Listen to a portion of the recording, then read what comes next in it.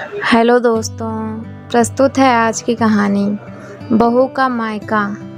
माँ, वाह बेटा वाह, दिल लगा चुड़ैल से तो परी भी क्या चीज़ है। ये कहावत चरितार्थ कर दी तुमने। एक से बढ़कर एक अच्छे रिश्ते ठुकरा कर तुमने उसे पसंद किया।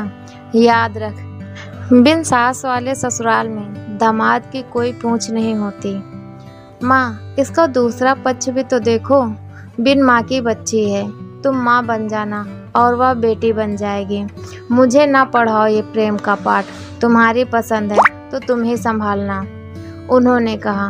समीर ने सोचा कि माँ यूं ही गुस्से में कह रही है। साथ रहते हुए नीरू के प्रति स्नेह जरूर उमड़ेगा। पंडित जी ने विवाह की तिथि निकाले और नियत समय पर सब संपन्न हो गया। नीरू भाई बहनों में सबसे छोटी थी। उसके पग फेरे तक बहनें रुकी। उसके बाद ना ही किसी ने बुलाया और ना ही वह गए। समीर के मुंह से उसके हंसते खेलते परिवार की इतनी चर्चा सुनी थी कि विदाई पर एक बूंद आंसू न गिरे थे। उसने हमेशा से ऐसे ही खुशहाल परिवार के सपने देखे थे। अब वही सपना सच होने जा रहा था। उसे अपना परिवार मिल रहा था। यह सोचकर बेहद प्रसन्न थी। बहुत जल्द आशा के विपरीत परिस्थितियां सामने आ गईं। समीर के सामने खुशनुमा माहौल रहता, पर उसके ऑफिस जाते ही एक एक पल काटना मुश्किल हो जाता। बस काम की ही बातें होती।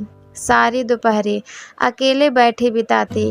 एक कड़वाहट की दीवार थी जो सुभद्रा व नीरू के बीच बनी हुई थी। मुंह खोलती तो बस विरोध जताने के लिए, भले ही मुद्दे अलग अलग होते। कभी प्रेम विवाह की बुराइयां, तो कभी कुकिंग के तरीकों पर उपदेश, तो कभी मायके वालों की बेरुखी की चर्चा। मतलब साफ था कि इस रिश्ते को उन्होंने मन से स्वीकार न किया था। उसने एक दो बार समीर से इस बारे में कहा भी, पर वह टाल गया। वह भी क्या करता। इस शादी के लिए घर वालों को मनाने में ही उसकी सारी ऊर्जा निकल गई थी। दिन निकल रहे थे, पर दूरियां घटने का नाम ही नहीं ले रही थी। मन में यही सब सोचते नीरू एक दिन सीढ़ियों से फिसल गई। दाहिने पैर पर फ्रैक्चर हुआ था। डॉक्टरों ने 3 हफ्ते के लिए प्लास्टर चढ़ा दिया था। ऐसे में वह पूरी तरह से पराश्रित हो गई थी। ससुराल के काम करते हुए फिर भी वक्त गुजर जाता है। अब मरीज बनने के बाद उसे दिन पहाड़ से लगने लगे थे।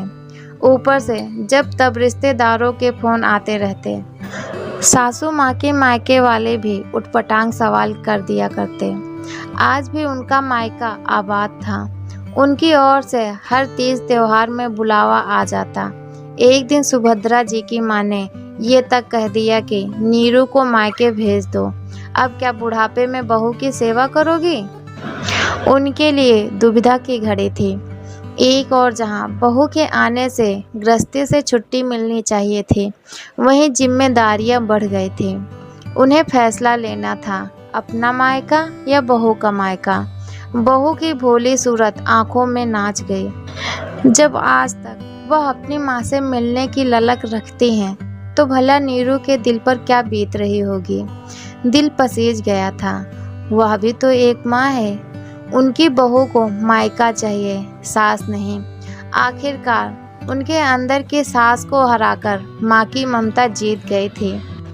अपनी माँ को फोन मिलाया और कहा कि ये मेरी बहू का मायका है, वह यहीं आराम करेगी। जिसे मुझसे मिलने की उत्सुकता हो वह शौक से यहीं आ जाए।